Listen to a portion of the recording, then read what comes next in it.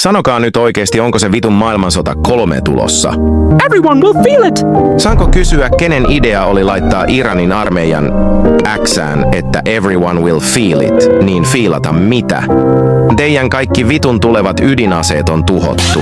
Mä en ihan tiedoks vaan halua tuntea yhtään mitään. Piste herätkää oikeesti, kuka on valmis tappamaan miljoonia jostain vitun maan palasesta. Ihan by the way. Mun mielestä olisi aika leijaa, jos nyt sovittaisi ihan siitä, että pidetään kaikki nyt tässä niin kuin ne on. Mut ei tietenkään, koska Everyone will feel it, Satana!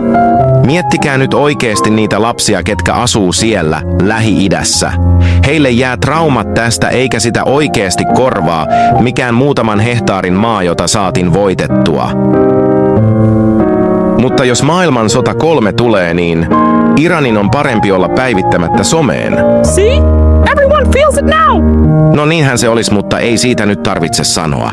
Niin mitäs te päättäjät sanoisitte siitä, että aloitettais rauhan aika?